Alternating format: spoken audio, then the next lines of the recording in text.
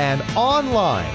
It's Sleepless with Steve and the Movie Book Club with your host, Steve Pulaski.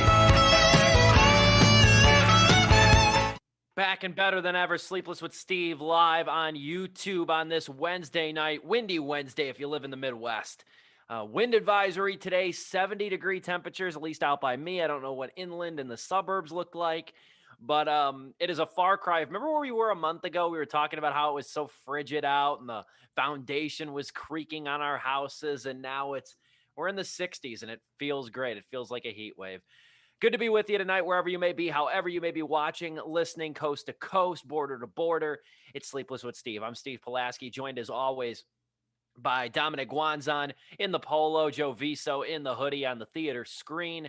We come to you live and in living color every Wednesday evening, 8 o'clock Central Time, to talk movies, and we have got another doubleheader this week, an animated doubleheader, sort of like, I guess, what do you want to say, like 3/4 animated, I guess you could say. Raya and the Last Dragon, along with Tom and Jerry. We'll be diving into those movies later on and also talking about Paramount Plus's launch amidst a very crowded streaming circuit, to say the least. But first and foremost, how are you gentlemen doing? How are you guys? Dom, I'll start with you. Good. I really felt old today because we ordered a filing cabinet and it came in a cheap $100 flimsy little thing. Came in, took it out of the box, put the handles on, and I got really excited. I'm like, shit, I am old now. This is awesome. I can remember organize my first my taxes. file cabinet. I remember my first file cabinet. Still at my parents' house. I got my parents' basement, like part of it, like a wing of it, converted to like an office my senior year of college, thinking I was going to be living at home for a couple of years, and I moved immediately after graduation. So that's how that worked out. But I remember my first file cabinet. It is a thrill to organize, is it not? We're gonna do that tonight. We're gonna go through the folders, and we have like our respective piles sitting in cabinets, like drawers. I mean. And it's like, this is kind of the car history. Here's kind of I think the deed to the home is somewhere in there. So it's great. You are going to be so relieved when it's all said and done. And when you're starting to put it on, true. it's supremely satisfying, especially making the labels too. I don't want to ruin all the fun. I don't want to ruin all the fun you got in store tonight, but that's awesome. That's a very adult evening. Joe, how are you? How's your week? I'm doing pretty good. I didn't order a filing cabinet, but we basically kind of did like some early spring cleaning in the kitchen, and we basically went through every drawer, every cabinet, seeing what's in there that we don't need anymore, like in terms of just silverware or like utensils that we just don't even use, which was like, we found like 20 knives that we haven't touched in like years, so we were like, all right, let's just toss these then. Everybody doing very adult things these days. My goodness. You know, I was up till 12:30 last night listening to music, and how about that? Very different evenings across the board. 12:30 to say the least. Oh, I'm always up. I'm always up super late. I am too. My curiosity peaks at like around 11:15. But anyway, Sleepless with Steve. We're not going to waste any more time. We got a lot of stuff to talk about today, and last Thursday, we didn't really get to touch on it last week. Had another boatload of stuff to cover, a lot of movies to talk about. But Minari and Billie Eilish last week. But last Thursday, Paramount Plus launched. And the streaming landscape therein got even more cluttered when CBS All Access became Paramount Plus. The service is now home to BET content, CBS programming, Nickelodeon programming, along with a gaggle of movies. It was also announced that the new Mission Impossible movie and A Quiet Place, which just got bumped up, I believe, to May now for a release date. So I guess they're banking on a pretty successful and rapid vaccine rollout, because that was originally coming out in September of this year. But moreover, the reason I bring them up is because they will debut on Paramount Plus about 45 days after they're released in theaters. And my guess, though, with Paramount Plus, first and foremost, the price. It's $5.99 a month for the ad tier option.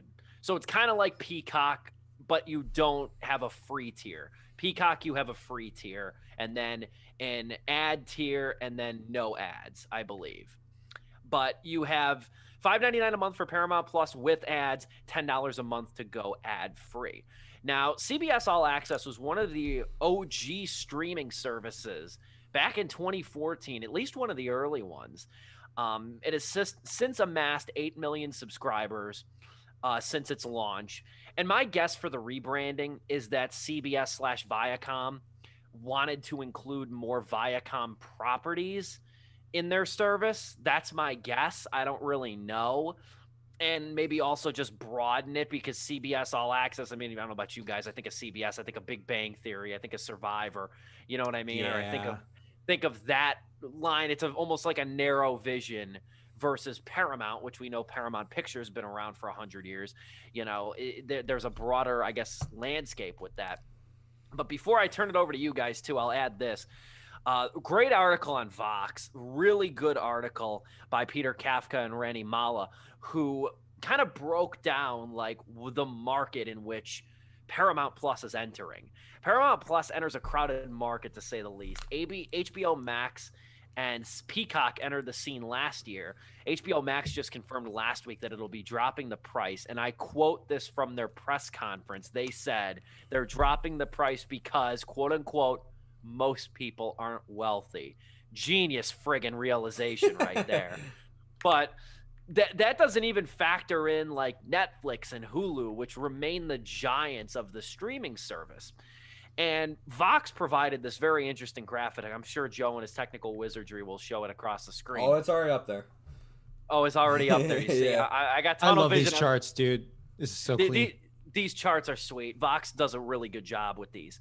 VOX, FYI. But anyway, Vox put up this graphic, though, that I thought was interesting. A couple different ones, but the first one on there, I like the most, because it shows you the people who signed up for streaming services in January, and then the retention rate for all the major players on there, including Netflix, Apple TV, Hulu, Showtime, HBO Max, and a handful of others.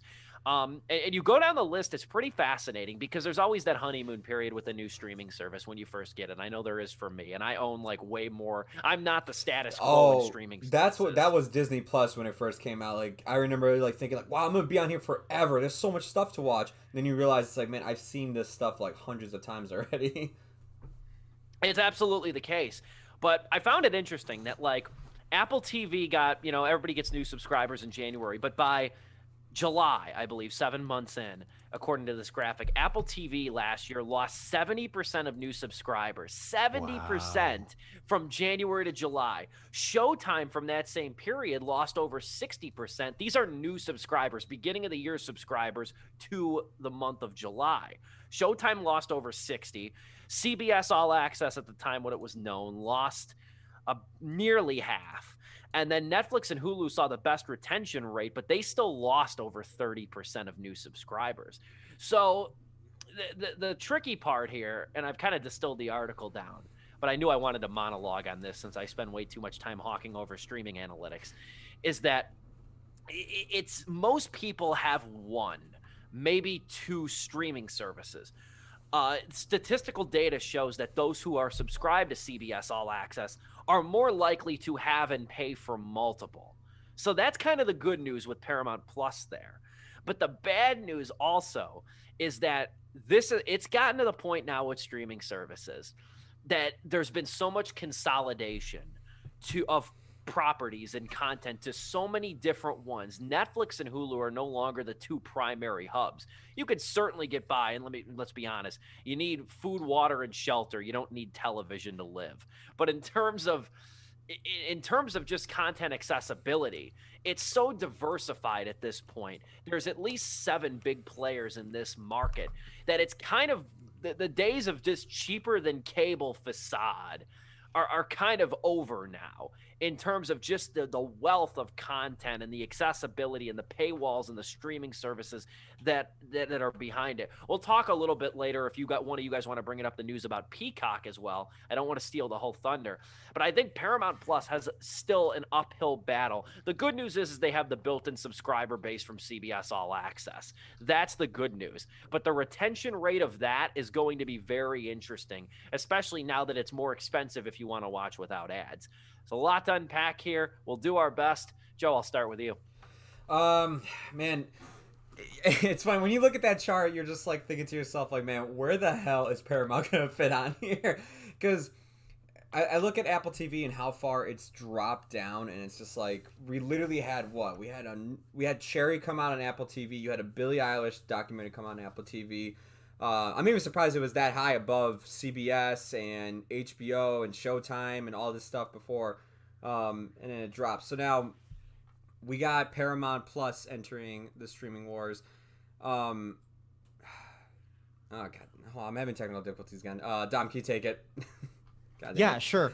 I wasn't necessarily going to go off in that direction, but looking at that chart is really incredible. Now, of course, the first chart where everything is going down, the basis of the chart is people who stick with it from from the new subscriptions, and that also I'm assuming is including the free trials, and then if you don't cancel the subscription, oh son of a.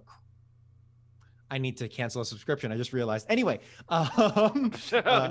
I was gonna be like, are you having technical difficulties too? Is something happening in Illinois? Just my wallet, just my wallet. But the bar is always going to go down, so that's fine. So don't freak out necessarily. But it is staggeringly, it is amazing the difference between Netflix, who's at the top, just from getting into that market when it did so early, being an early adopter of the model. There we go. To Apple TV, which, I'm sure people have already thought of this, but I cannot overstate this irony that Apple was the standard bearer for the longest time in our lives growing up for music, right? iTunes, that was astoundingly part of our lives. If you wanted to be legit and didn't necessarily just want to get everything off LimeWire or Napster, you got it through Apple. And through iTunes. So just seeing them kind of floundering about, especially when they already got Golden Globe wins. I still can't believe Jason Sudeikis won for Ted Lasso. I haven't seen it. Maybe he's amazing. It probably is based on it, but it's just amazing to see how it's floundering. So yeah, how Paramount is going to fit in here it's really going to be interesting. And I think that last, which Steve, you've been harping on, that last chart, the topic statistic where it's if you have CBS All Access, you're more likely to get something else. And it's amazing the inverse of that, again, with Netflix, Hulu, HBO Max, the people who have been around a little bit longer here. Disney in the middle, which makes sense because it's got some time under its wings now. Almost a year, over a year, either way. Over a year. Yeah, that sounds right. And I think it's really just a matter of time. Now, Disney Plus is the most recognizable brand in entertainment. Netflix really just got in there early. Same with Hulu. HBO, kind of a mix. It's been around with the HBO Go, but it's HBO also now highly prestigious. But then, yeah, CBS. When you think CBS, I'm weird, but I also think I think evening news. I think milquetoast things sadly Colbert, which is already he's already kind of got some. Comedy Central was top tier, but now it's kind of all right, yeah, sure. I think Blue Bloods, right? Just these milquetoast, middle of the road, non-harmful, whatever TV series. Yeah. I'm sure they're good. I used to watch Blue Bloods for the longest time until I found that it was propaganda. But it's just kind of there. And Paramount might have something more, but do people really associate with Paramount? I really don't think so. The Indiana Jones and the Temple of Doom. That's the mountain there. Okay, that's well, it was either that or Viacom Plus. You tell me which one's sexier. True, you are correct. But but even then, yeah, they didn't have much to work with. So maybe just in the surface level branding. Maybe Nickelodeon. I'm sure that's something the thing too. I don't even think of Nickelodeon when I hear Paramount or CBS, and I forget it's owned by them. Paramount Plus is probably going to be similar to HBO Max, where it's you go on there and you'll probably discover oh my god, there's actually a ton to watch on here that I actually didn't know about. HBO Max has the TCM stuff, the Adult Swim stuff, the Cartoon Network, and then HBO on top of everything else they own, Warner Brother wise. And it's just I keep forgetting Paramount is going to be with CBS, is going to be with Showtime, is going to be with BET, is going to be with Nickelodeon. You don't associate that stuff with it because of how much they've always been separated from one another. Yeah, and that kind of consolidation's tough. I remember, and I go back, I acquaint a lot of my life with working at a liquor store, but it's true though. Like when I would tell people like Blue Moon is owned by Miller, or stuff like that, or like Shock Top beer is owned Yeah. by Anheuser-Busch. I'm like you're really not getting the diversity of options over here. You're still supporting the corporate conglomerate. It's kind of the same thing. Again, I go back to the liquor industry because I know a lot about it. To Dom's point earlier, though, and Joe, I want to call a little bit more of your thoughts as well, and we'll wrap up here. Back to Dom's point, though, just to comment on your thing about why you think Apple's floundering. I think the overarching issue here is, and it's not like I don't think if Apple TV bombs, it's going to sink Apple by no means. Oh no, not This will at be a all. blip. The thing is, when you're a huge company like that, you're better off taking the risk and losing money than maybe not True. trying to get a piece of the pie at all. And I think the reason Apple TV hasn't taken off is because Apple's a tech company, is seen more as a tech company than a content company. And I Right. think that that's really the end all be all of that. Yeah. Like big when you're at the top of your game, you can take multi-million, if not billion-dollar risks and fail at them and still succeed. ESPN has proven this time and time again with a lot of their advents that don't work or don't take off. Facebook proved that. Remember the Facebook phone, the Facebook cell phone? Nobody remembers it. Catastrophic bomb. Company was fine. Yeah, so that's where I think Apple TV's headed. Apple TV, I think Apple TV at its best is going to wind up being one of the first to get swallowed, in my opinion. And to be fair, TV is a whole different ball game than and making original content is a whole different ball game than making the iTunes music store. That's it is different. Yeah. But it's just amazing how it's kind of flipped, right? Because Apple was big in music, dominant part of our lives growing up, and now it's like kind of a laughing stock.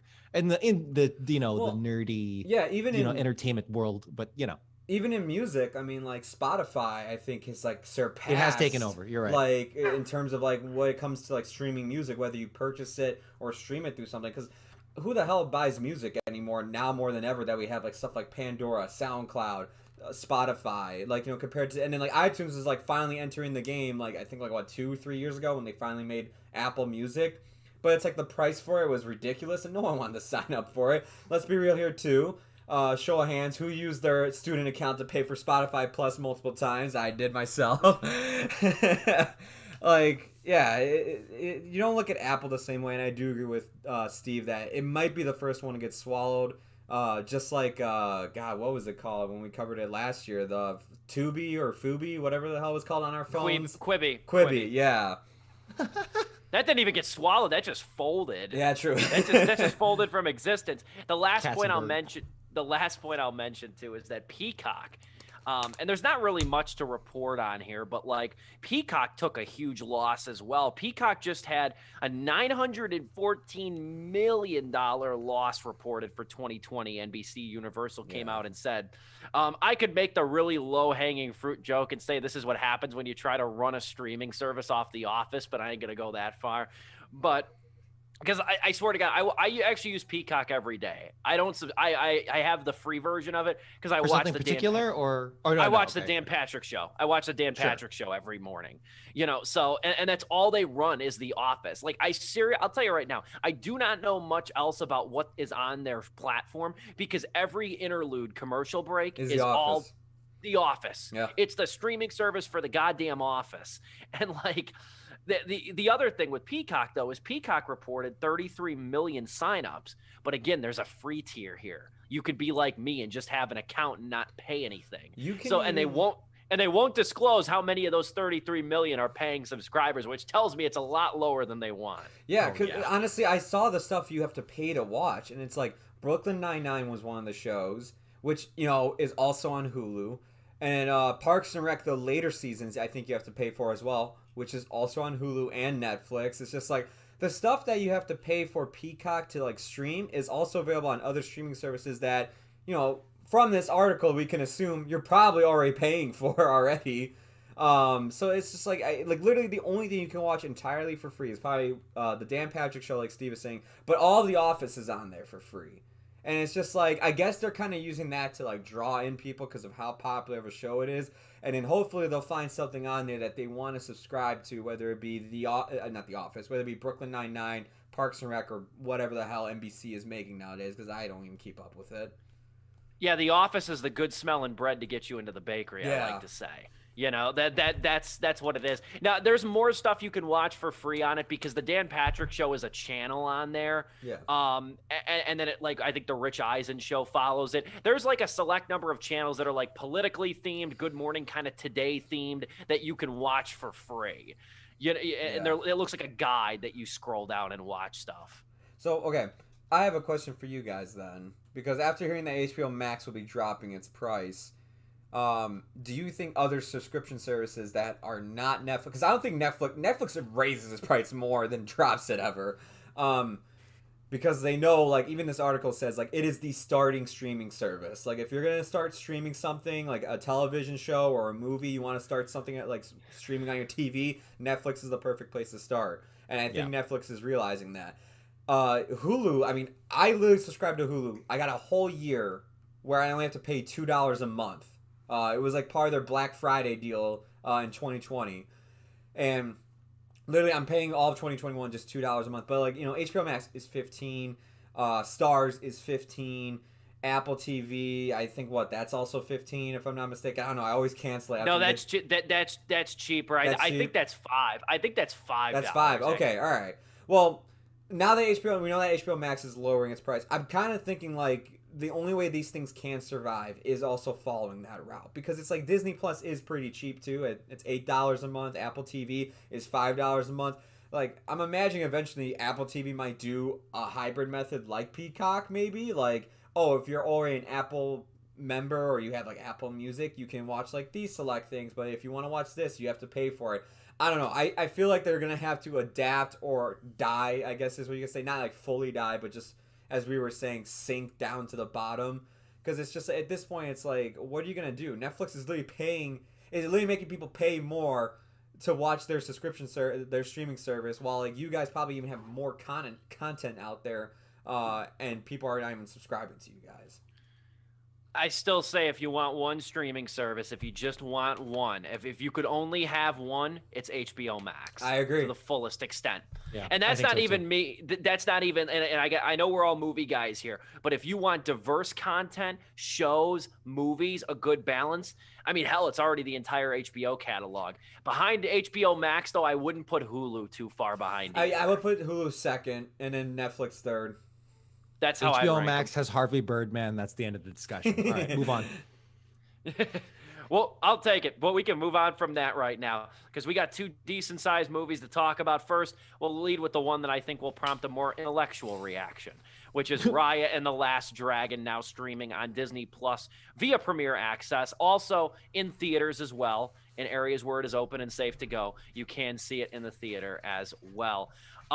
And it's felt like a long time, I'll say this, since Disney has gifted us a new original property and not a regurgitated live action remake. It's felt like a long time, kind of, because it has.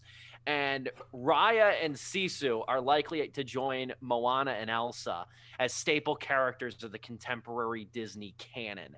And that's good. And I think that's a really good thing.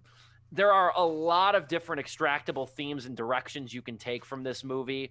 And I'm kind of interested to see where we go. So I'm going to take a back seat to start things off. Dom, start us off with Raya and the Last Dragon. General thoughts. General thoughts. Yeah. So the price point here being a premiere film that you had to pay for on top of your subscription really was something. Actually, correct me. Do you have to? Let's say you don't have anything Disney Plus. Do you have to buy the subscription first and then pay on top of that? So it's not even that I just want to watch Raya. I just want to watch this movie. I don't want the subscription. You still have to buy the subscription. Yes, you do. You still have to get the subscription. Gosh, okay, wow. Okay. Still, it is an incredible honor to see, to get this exclusive Premier Access to a concept for a TV show. I'm really, really honored that Disney allowed the population to some insight into that. And I cannot wait for this concept, really well done concept, to take off and become a full-fledged multi-season TV show to give it the proper breathing room that its characters, its story, and its themes deserve. Because there is no way that this film, like, holy crap, dude. Like, the exposition in this film was something else. It was just 10 minutes of throwing an encyclopedia at my face, which, as someone who loves that stuff, right? I love engaging in I love Star Wars Legends expanded canon universe. I love Mass Effect. I like Halo, clearly sci-fi, as you can tell, but still, up and down, I love that stuff. But no, really. And like, it was amazing just how hard this movie was kind of trying to be the last Airbender. You know what I'm talking about? And I'm not even a big fan of one, but so just general thoughts. It was really dense, not like intellectually, but like dense in terms of everything it was trying to be. And it was trying so hard to do all these things with character development, funny moments, you know, the classic life lessons and all that stuff, which is fine. You know, every Disney Pixar movie is going to have that, you know, at some point, but like, just the rapid pace. I love watching speed runs, dude.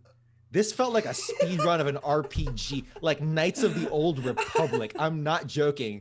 Like, I forgot what the world record is on that game, but like, it was amazing. And like, it really sucks because I did have like a soft spot for this movie once I got to the second half of it, when it's like, okay, we have a little bit of breathing room, and like, you know, there is some cool stuff happening here. There, you know, with some of the acting and the visuals are top notch, and I would like to spend more moments on that later. But like, just overall, this was going 1,000 miles per minute, it felt like, and I was practically out of it. Really took me out of it, because it's like, geez, this is trying so hard. So I did. Joe or Steve. I was gonna say, I did not expect you to take it there. Yeah, and I could kind of agree. That's not my main beef with it, truthfully. What I will say though, that's not my main beef at all, actually. Sure. And because I did enjoy this movie. It's good, not great. It's not without its flaws. But I will say this though, the funny thing too is that the movie is not terribly complicated.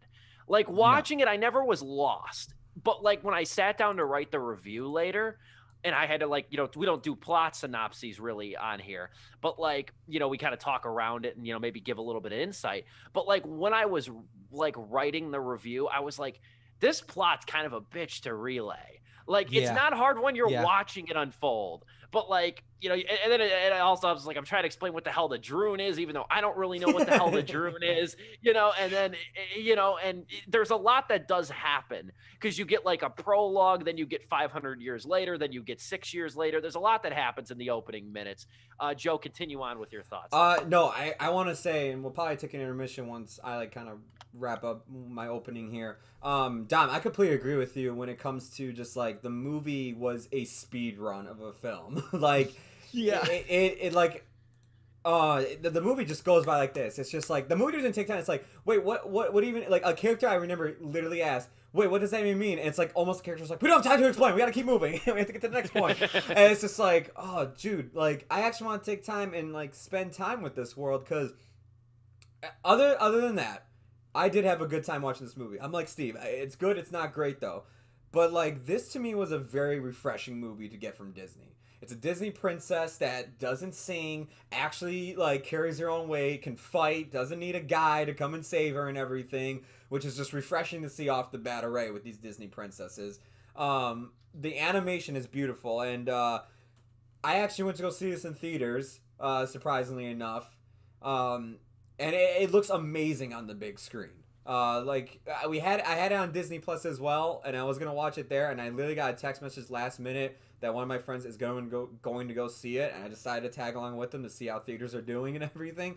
And visuals on the big screen, it looked great. It's a beautiful looking film, even on the small screen. I went home and I rewatched a few scenes that I saw on a theater screen. I was like, I wonder how this compares to TV, and it still looks really good. But Dom brings up probably like the best thing about it is that this totally does feel like a pilot for what might eventually become a TV show on Disney Plus or just Disney in general. And I'm all for it because for a pilot, it's actually pretty good. It needs more room to breathe. It needs to realize stuff more. I feel like the only characters that really get any development, and don't get me wrong, I thought all the characters were fine and the voice acting was done very well from everybody, but the only characters that really do develop is Raya and Sisu. Like, their relationship together, like, as they go on this journey because, like, they are with each other from the start, and everybody else they pick up along the way, you just get, like, a general basic knowledge about them. And they're interesting, and it's cool. Like, I love the idea that they're all from different aspects of these tribes that basically are from this world. You know, you have your Air Nation, you have your Fire Nation, you have your Earth Kingdom. Like, they do an Avatar. Like, you just have that. Plus one more. They have an extra one. They're like, okay, we have 4 kingdoms. It's like somebody said, you know, Avatar also has 4 kingdoms. We got 5 kingdoms! Like, it's very much like a general like idea of that I wish you can explore more, because the idea of it and what they showed off so far is really interesting. They just don't spend time with it. It's very much like, we got to keep this moving and going along. Now, that being said, it's a fun time. The action in this movie, and I love when animation decides to do action. Like Adventures of Tintin, I think, has some of the coolest action sequences I've ever seen in a movie. There's like a one-shot action sequence where they're chasing some cylinder object, and the camera stays focused on this object while the characters are in the background fighting over it. It's like, you can only underrated do that. As hell movie. Underrated as hell too. Series. Yeah, and I'm still waiting for that damn sequel from Peter Jackson or Spielberg, whoever decides to direct it. And it's like, we never get to see action done in animation often. And it was great to see it done here, and done really well too. I love the way that like they kind of mimic handheld camera action scenes when people are fighting. I love that they actually give room. You can clearly see what happens, and it helps enhance the visuals even more. Like when there's sword fighting going on between Raya and her friend, well, not her friend, but like her nemesis in this movie. I was literally like, those moments actually had me on the edge of my seat. I'm like, okay, this is like, the action in this movie is actually very well done. But damn, it's all spectacle, all like looking at the visuals and everything, and great characters and even some good comedy. But like when it comes down to the story, they didn't spend time there, as well as even the world too. I felt like you can even build the world a little bit better. Take an intermission. Indeed. Yeah, I think it's time for an brief intermission or so. We'll be back. We'll talk more about the intricacies of Raya and the Last Dragon. Gave these two the floor. I'll share my thoughts on it as well. And we'll be back in just a couple of minutes. Don't go anywhere. Sleepless with Steve, live.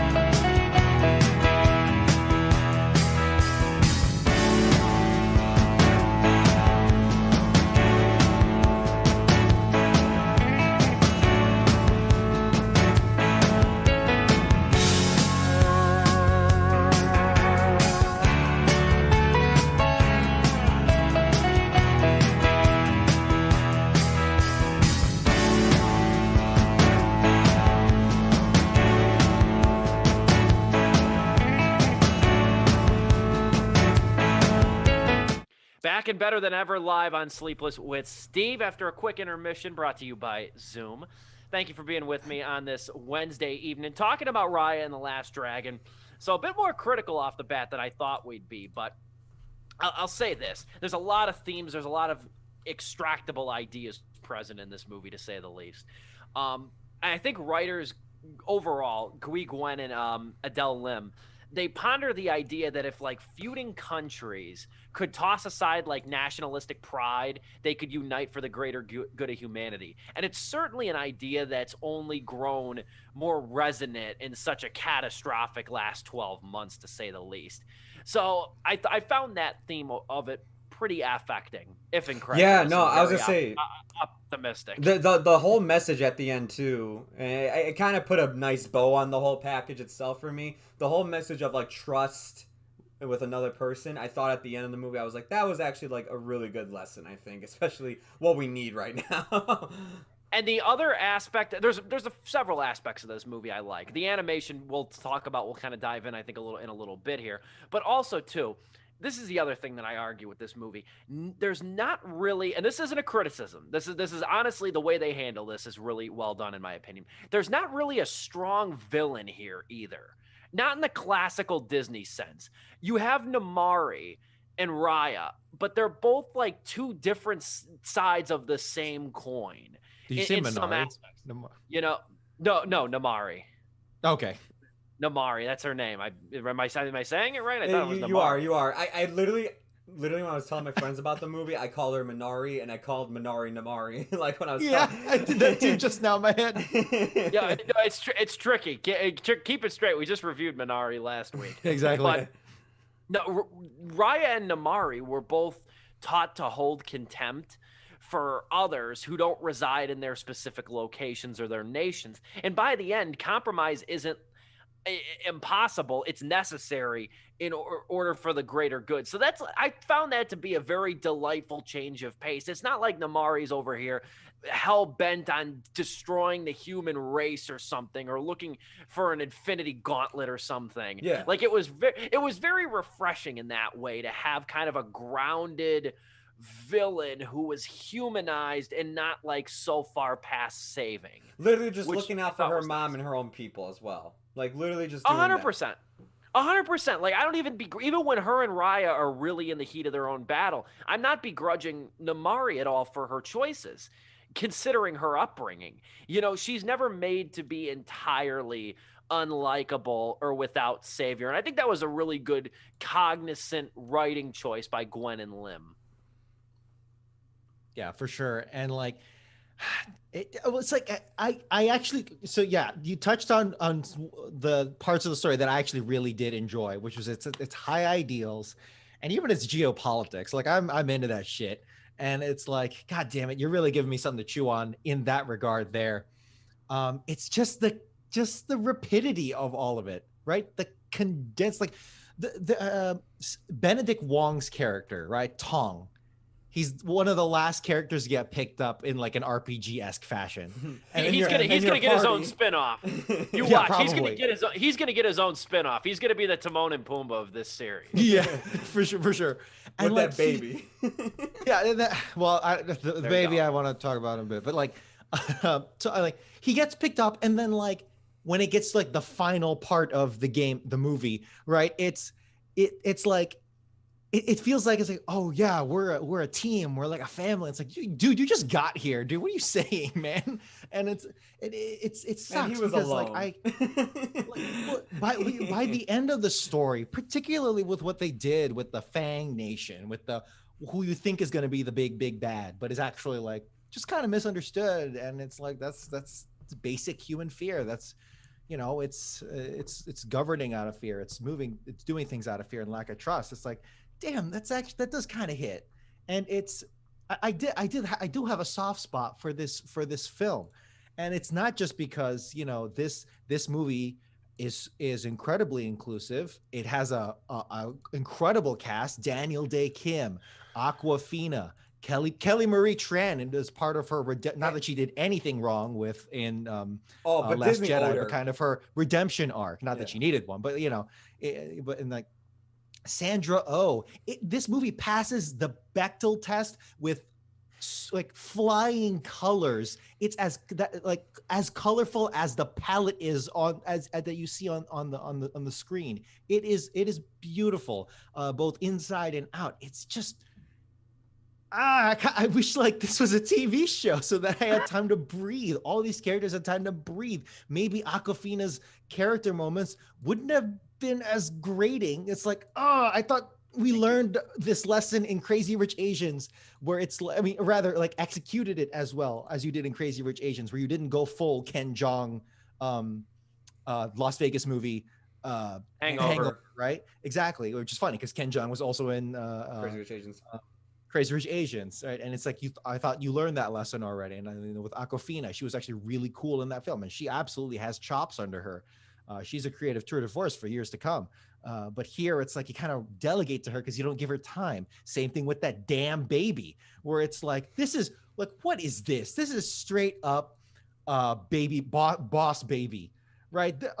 Just the movements there. It's like, how are you going to have these really cool action, like fluid, realistic, well animated action scenes with swords and stuff, and then you have this baby and these monkey things like doing boss baby shit on on the side. I'm like, I guess this is comedy relief, but you have like 3 comedy relief characters. Again, cool if they had time to breathe, I bet, but they don't. They're really one half note, right? And it sucks. So man, I'll add animation. No, I'll add to. I'll just mention this too among my criticisms as well, and that I wrote in my written review, is that I like Aquafina a ton. I really do. I like Aquafina, Nora from Queens. I think that's a really funny show. And I think that she, like you said it best, took the words out of my mouth. Creative tour de force for years to come.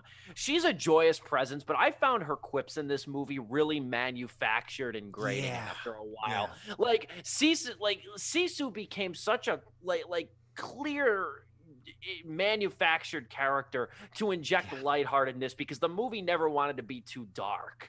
And I got annoyed, but I was really concerned the first like 5-10 minutes we meet with Sisu, because I'm like, I'm like, don't tell me I'm gonna have to write a review and say Aquafina is gonna tank this movie and this character is gonna tank this movie, like, because I like her register, I like her demeanor, but Sisu got on my nerves. She got better as the movie went on. By the second half, it was fine, but the first 15 minutes were rough with her in that respect. I would even go as far as like the first 40 minutes ish of just everything like the movie. But it's like, it also didn't help that there are so many anachronisms in this movie. It's like, grandeur, ancient, the mystique, almost exotic to a degree without being too exploitive.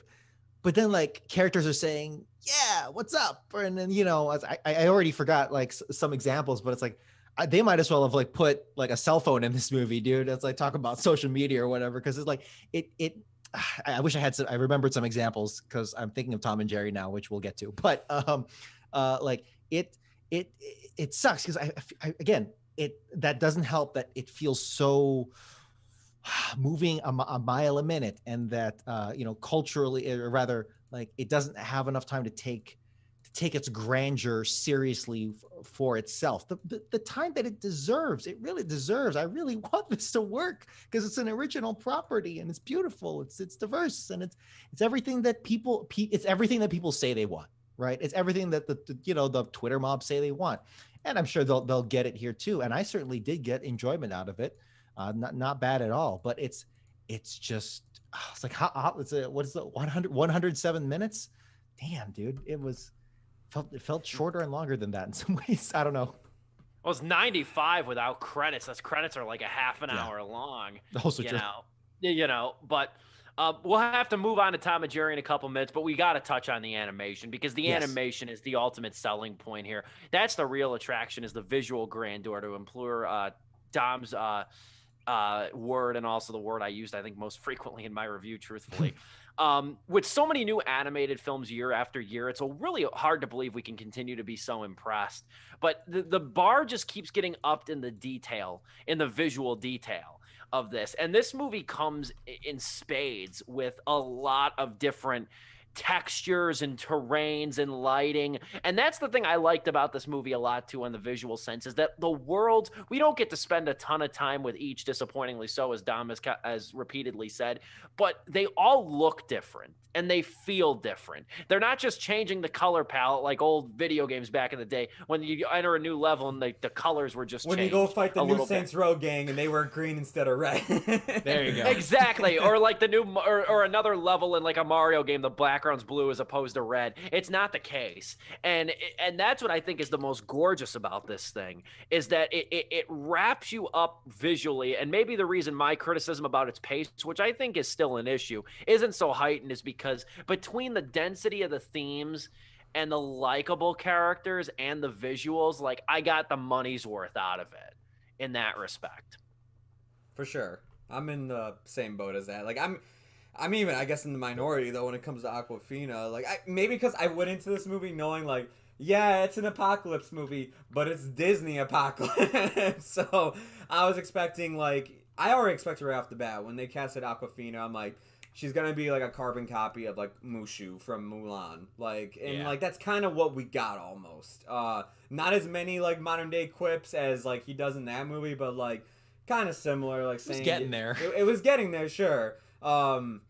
But like, yeah, for me, I mean, like, shit. I guess I'm in the minority of this too. I love that baby character, man. That thing cracked me up. You are. I wasn't offended. I was not offended by him. Like, I was not really perturbed by Little Noi. I really wasn't. If they didn't make the baby like part of the party and just kept it like, it's like, hey, this is what happened to the baby's parents, and then they walk off. It's like that would have been like deep, dude. That would have, oh shit, that would have really hit. But no, it joined the party, and then they did their special attack. Yeah. And I was like, okay, they did their special attack. They did their ultimate ability. Yeah.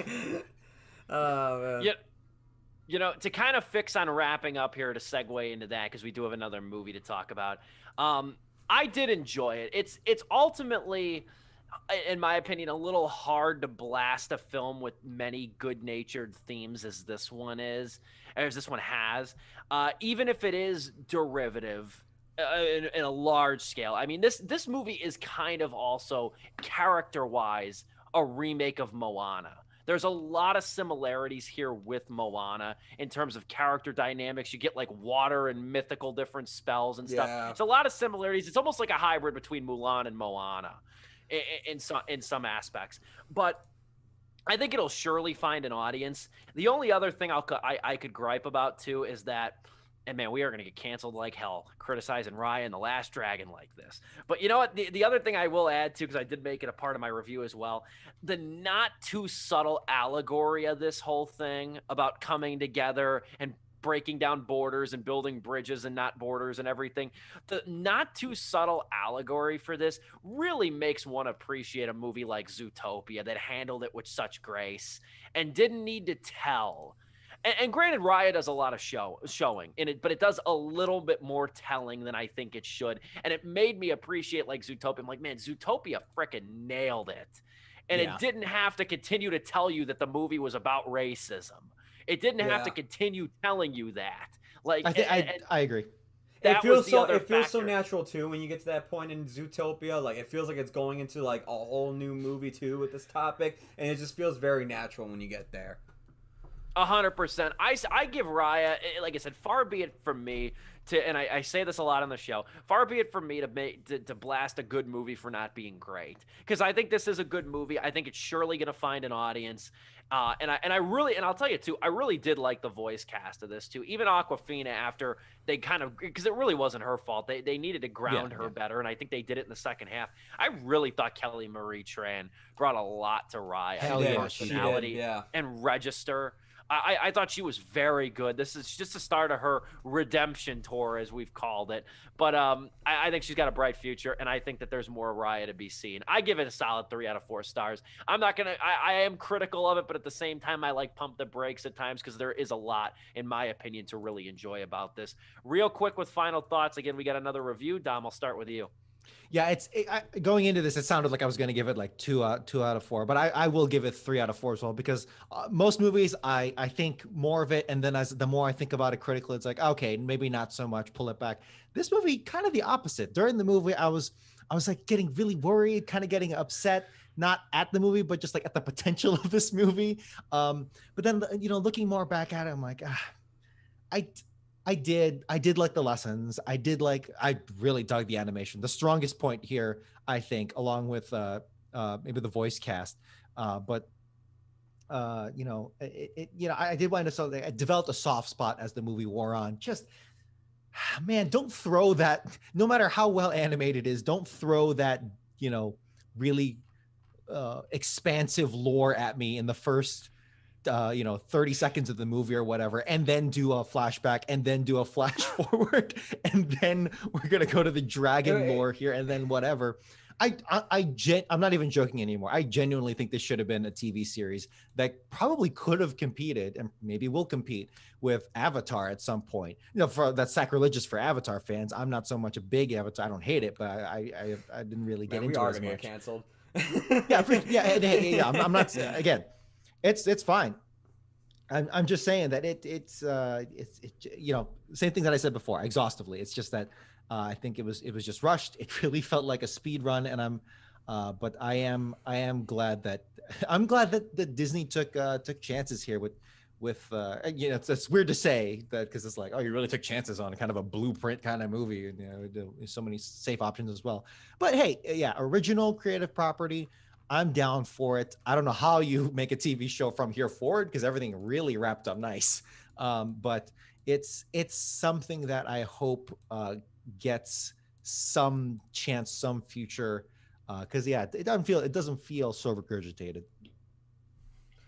So 3 out of 4 stars for both me and Dom. Joe, send us home on Raya and the Last Dragon. Yeah, I mean, I'm just gonna piggyback off of what everybody else said. Visuals in this movie look amazing. It's got a good heart, and it's great to see an original property from Disney with actually like some,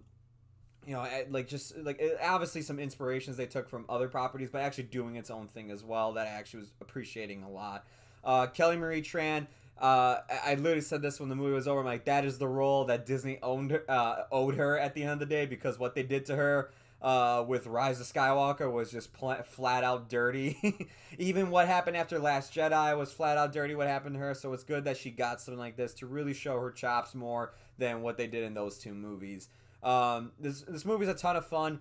It's better than the Mulan remake. Even I wasn't. Oh yeah. I didn't even hate that movie. I thought that movie was fine for what it was. But that whole asking point of $30 plus your Disney subscription, I was like, that's pushing it, especially for that movie. For this, is it worth that price? Probably not still, unless if you have a family, because then it's you can definitely equate it to okay, me, my wife, my 2 kids, or whatever. That's roughly 30, maybe even more. But for me, I mean, is it worth buying it if you're just an individual? Probably not, but it is worth watching the minute it comes out for all subscribing members of Disney Plus. I will say that it's definitely worth checking out when that happens. Or if you're brave enough to go to the theater, or your theaters are actually taking this very seriously, or your state is, like Illinois has been, then I would say, yeah, if you're comfortable with going, go for it. Yeah, it's 3 out of 4 stars for me as well. Solid stuff. Great review. We got to move forward. We'll bleed into this. I don't want to take a ton of time on this movie because it truly doesn't deserve it. I also do not have a great deal to say about this. I know Joe's been chomping at the bit, so I'm not going to take long before we get to him to talk about Tom and Jerry. I feel like by default, judging by the charged reaction we got in the group chat the minute Joe finished watching this thing last week, that I'm going to be the one hypothetically standing on the table for Tom and Jerry. But at the same time, my praise mostly equates to meh. I've seen better. I've seen far, far worse. Have you watched the 1992 Tom and Jerry movie? This movie blows that one out of the water at the very least.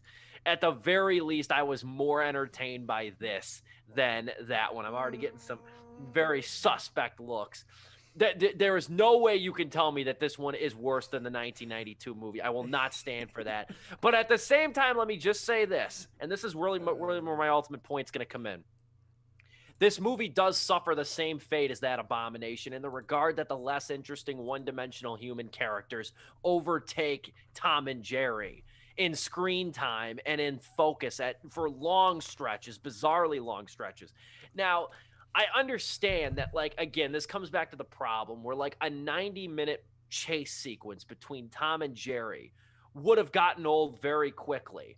But there's a quick solution to that. There's a really quick solution to that. Stop fucking making Tom and Jerry movies.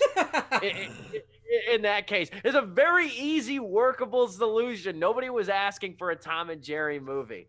But the last point I'll make just to start it off, I have to credit, I feel like this company needs to get some props. I got to credit Framestore, the animation company behind this, because this movie is visually strong, and Framestore is an animated studio that predicates itself on a love and an admiration and a commitment to keeping 2D animation alive.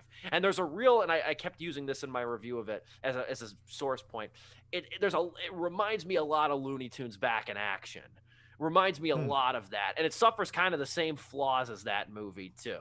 But it looks good. It's very reminiscent of Looney Tunes Back in Action. And I'll say that Framestore does a very good job blending the animation and live action sequences. I really can't hold the thunder much longer. Joe, your thoughts on Tom and Jerry? Oh man, where do I start? I'll do you one better when it comes to, like, I have a better idea, like, rather than making a Tom and Jerry series. You had the blueprint right in front of you, Warner Brothers. If you would have just looked to the table to your right with Looney Tunes, they literally rebooted the Looney Tunes as an HBO Max exclusive series, and it's actually a pretty damn good exclusive series. So why the hell didn't you just actually do the same with Tom and Jerry? Instead, you went out here and you made your Abomination. I know Steve is standing on the table for them, man, and it's like, yeah, the movie's I'm not. I'm by default. No, I know. By default, you're just on the table. And I know he said it's not as bad as that 1999 movie, and by God, it is not. But it's like the writer said, I bet you we can get close. Cap. This movie is everything like I didn't want it to be. It focused on the human characters more than Tom and Jerry. It reused nearly every joke from Tom and Jerry cartoons. Like, before this movie came out, like, the one thing I was watching on HBO Max before I went to bed, I woke up, ate cereal, like I almost said the F word, but I want to save it for later, or maybe Dom can use it. When I was a 7-year-old, it's like, I would sit there and eat cereal and just watch Tom and Jerry in the morning. And it's like, I still do that now with HBO Max when I'm eating cereal. It's like, I'll tune that on and Fresh Prince of Bel-Air, and that's my morning every time during this pandemic. And it's like, I just remember, I'm watching this movie, I'm like, that is literally from this episode. That's from the episode they went to the beach and Jerry does this to Tom. That is the episode when Tom is trying to impress that white cat and Jerry does this to him. I'm like, oh my God, literally every gag in this movie is taken from the cartoon. And the worst part is about these gags is that they just do not hit the same, because the one thing this movie is missing is those sound effects, man. The sound effects and music carry Tom and Jerry to a whole new level of entertainment. When you're watching Tom and Jerry run around and, like, the orchestrated music is playing along to Jerry's movements, then Tom's movements, and then eventually, like, you get the loud, like, sound. Like, that thing always cracks me up, along with Tom's like scream. Like, that's iconic. You never get those sound effects here. It's not like I needed those, but it's just like, man, the slapstick does not have that same weight in this film at all. It doesn't even feel roughly the same. And maybe it's because we don't see Tom and Jerry like that much throughout the film, that when we do get it, it doesn't even feel like anything at all. But yeah, man, I mean, the worst part about this is that it feels like this. If you guys have been keeping up with Tom and Jerry at all, I do, because I have little cousins that love to watch their movies and everything. And so one day they decided to rent from Redbox Tom and Jerry and Charlie and the Chocolate Factory, and I watched it with them. And it's literally Charlie and the Chocolate Factory, but like every 5 minutes, Tom and Jerry show up, slap the shit out of each other, and then leave the scene. Like, you're just watching the movie Charlie and the Chocolate Factory, but with Tom and Jerry showing up. And what this movie feels like, it feels like what they're doing with those movies, where they did one too, where they meet the Wizard of Oz, but Tom and Jerry show up as well. it feels like Warner Brothers had an idea for like a kids movie starring Chloe Grace Moretz as she goes to a hotel and with Michael Pena there and everything. And it's like a Warner Brothers executive was looking at the script. He's like, "This is good, but we should throw Tom and Jerry into this movie. That'd be a great idea." Because that's what this movie feels like. It's like Chloe Grace Moretz. It's like she's a horrible main character. First of all, she's a character that we're supposed to feel sorry for. That she no, I'm like, hold on, let me say this. She's a character that's like, oh, I'm down in my luck. I can't find a job. She literally cons a woman out of her job that she's totally qualified for, and Chloe Grace Moretz isn't qualified for. And she like takes a position, lies about it, gets another person fired from their position or like on temporary leave. And it's just like, this person's a horrible human being, man. Why the hell would I want to root for her? And it's like, of course, by the end of the movie, she's supposed to have the complete turnaround, like, oh, I realized what I did was wrong. Through the events of Tom and Jerry being the ever-living hell out of each other, I've learned that this is wrong. And it's like, it's such a last-minute, like, oh, this is, like, what I did was bad, and we need to turn this around. And don't even get me started on the whole wedding plot line of this movie, man. Like, it is a waste of time. You have SNL alum, not alum, but SNL cast member Colin Jost come in here, and I love him on Weekend Update. I think he's one of the better things about modern SNL nowadays is that he's actually pretty good on Weekend Update. I thought he sucked in this movie, man. He has this whole running gag with drones and how like they're part of the future, and his wife and him who have no chemistry whatsoever that are supposed to get married by the end of this movie. They got nothing going on. It's just a bunch of filler. Everything about this movie just feels filler, man. Dom, you can go ahead and take it before I go any further. I want to put things in perspective first, right? Historically, Tom and Jerry have 13 Oscar nominations and 7 Oscar wins under their belt for Best Animated Short Film, the most for a single animated series. By comparison, Looney Tunes, all of Looney Tunes, right, have 22 Oscar nominations and have only won 5. So Tom and Jerry, just those two iconic pair, has 2 more Oscar wins than all of Looney Tunes. You could even say more than literally just Mickey Mouse, right? That's why looking at this movie, it is functionally perfect. It's genius. I love this movie, dude. Like, it is perfect for kids. Like, it took everything from the old cartoons and made them, it enhanced on them. It made them perfect. Like, dude, I was missing reaction shots from live action people. You know, it's like when Tom gets hit in the face with a mallet, cut to the doorman going, it's like, that's what we needed. That's what was missing, right? There's a whole chase sequence. Put a Tribe Called Quest over that. Perfect. Absolute perfection. We were missing all of this before. Hey, right? Jerry's got to dance on Tom. Make him do the Fortnite. Yes. Tom did floss. He flossed in 2021. He did that. Tom's singing voice, T-Pain. T-Pain. Okay. Bits aside. I will defend Tom singing like with voice. Because that's always been a thing, yeah. That's always been a thing. He did "Is You Is" or "Is You Ain't My Baby" in one of the most iconic singing sequences in animated history. I personally believe that, but he did do that. So historically, they were fine. They were allowed to do that, and I actually think it was hilarious that they did T-Pain. No joke.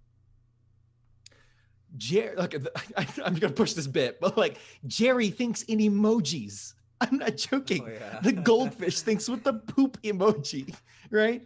This is a functionally perfected property. It has Ken Jeong. Like, dude, come on. He's I will say a waste this. of time in this movie too. What was he doing here? I will say that animators, you always deserve you deserve that paycheck, dude. It's like or the many people who make these movies and go uncelebrated and unloved and sometimes overworked and I don't know if they're unionized, but still. I will say I do think that this animation in many parts did feel kind of plastic looking, particularly like the alley cats. I don't know about that sequence, but like when they were Did you notice that, Joe? Dude, yeah, It was no. like when he was turning his head, it's like when they there was cut a to little too much Butch shine on and this. his whole gang, I was like, there's something off about them. Even Spike too, the dog. Like I was just like, there's something off about these two. Now Spike is an important character because in this movie he got a poop joke and a fart joke. Did you? I think you forgot that. I think you blocked that out of your memory. But it was an extended poop joke too. Like Michael Pena was there in the middle of a New York street, getting honked at, you know, like, and he had to pick up Spike's poop. Oh my God. Yeah. Well, y'all are killing this one. Y'all are killing this one. Maybe it's because I don't have the attachment to Tom and Jerry. I certainly watched it, but I mean, and I'm like I said, I'm not gonna pound the table for this either because the many flaws you brought up, I can like nod or shrug in agreement. I will say, to go off of one of Joe's points, the soundtrack of this movie's awful. Oh, it's Dom's point, but yeah, I agree. No, you mentioned it earlier too, though. The soundtrack is you did. The soundtrack's awful. Like, it doesn't fit. From the opening scene with the pigeon, it doesn't fit. And you see opens with rapid pigeons. And you see that throughout the, like, I'm getting tired of this new, like this, and it's not really new. It's been around for a while. Compose. No, it's this newfound thing of like intermixing like pop music and rap music with kids entertainment, especially with like properties that have an established IP, like Tom and Jerry. You know, that was never part of the series either. Yeah. And it feels odd. They did the same thing with the Addams Family too. It came off a little bit better. It feels especially gratuitous. This movie literally starts with a pigeon with its wing doing this while rapping. Yeah. A Tribe Called Quest is rapping while doing this, right, with its wing. And it's like that sets the bar so perfectly. I'm gonna use the F word here. I'm gonna use it, but like literally, when that pigeon showed up on screen, did that, and started rapping A Tribe Called Quest, and I love A Tribe Called Quest, but immediately I went, "Fuck!" Like I was just like, "This movie's gonna suck." I will say I didn't mind. I thought Chloe Grace Moretz too. I thought she's pretty good. I thought she overall. I mean, her character. You can make the quibbles about the unlikability. I think she's probably the most. I don't even want to say enthusiastic because she does undersell some of her lines, I think. But she's really game from the first scene. Michael Pena gets on my nerves. He's your typical overachieving one-dimensional caricature here. But and screw the Instagram couple. But Chloe Grace Moretz, though, I did not mind her at all. I think I thought she could have needed a little more personality, though, in some moments. But I thought she was game. Let me back up here on that, because let me retrace on that. Out of all the live action characters, the actual actors and actresses here, Chloe Grace Moretz, and this is to her credit, because I think she's a good actress, and I'm just waiting for her to get another role like in Kick-Ass and everything like she had, where it was like a good breakout thing, set her on the map. I'm waiting for that to happen now that she's older and she wants to do more roles that like are more like stronger women characters, because she's been advocating for that like all the time on social media and everything. I'm waiting for that next role for her, but like, out of all the live action people, she actually matches, I think, the energy that Tom and Jerry have in terms of enthusiasm. Like everybody else, I feel like Ken Jeong, I felt like was just, he's in like 2 scenes and he's just phoning it in. Like he's just like getting angry and everything.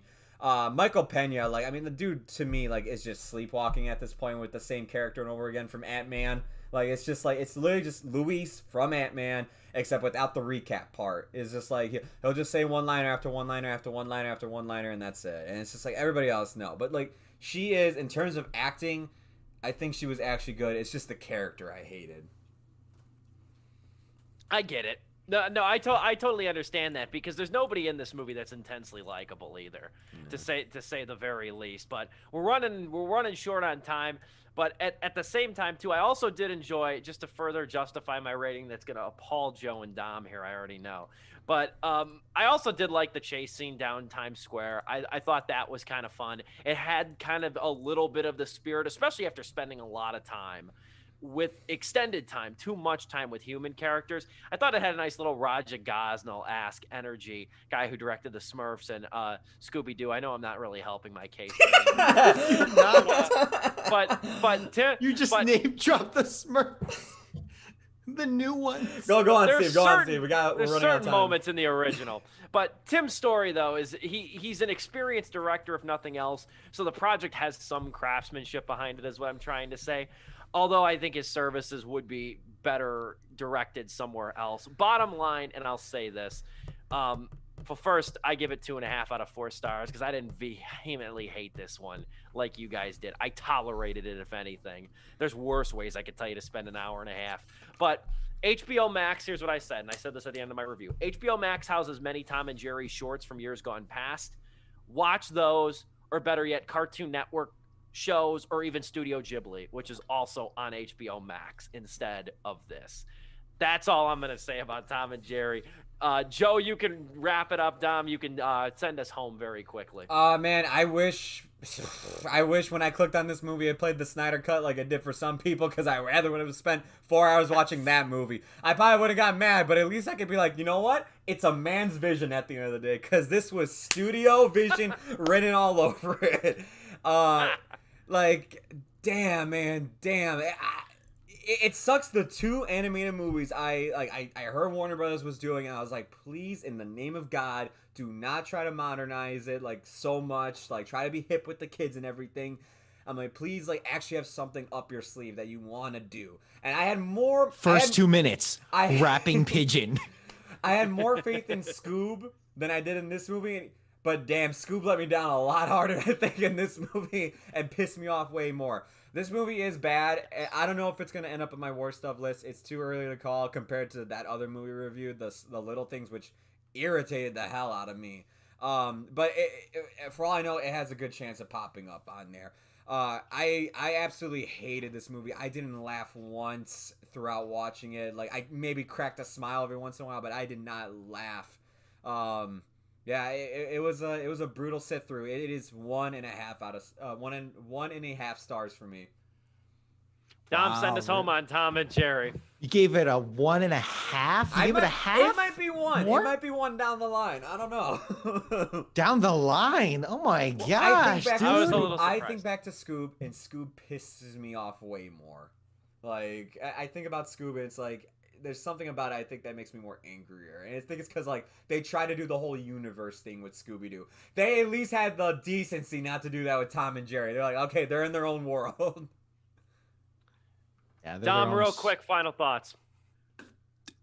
An exciting story with Chloe Grace Moretz working in a hotel, solving problems for guests, and falling in love that takes up half the movie. Also, there's a subplot featuring a cat named Tom and a mouse named Dumbfuck. I don't give a shit. Look, it's what the hell is this, dude? How do you put this out? I mean, this is gonna make gangbusters on like, no, because it's on streaming. Right, so it's like, who was this for? At the box office, though, it actually made a good amount of money, considering Cinema's the alive. pandemic. I don't know what I'm talking about then, dude. I genuinely, like, 1.5 out of 4 stars. I was gonna give it 1, but like, if it's making bank, then yeah, I'll reward it because it's like how you managed to pull that off. I'm almost impressed. So like, in the age of COVID.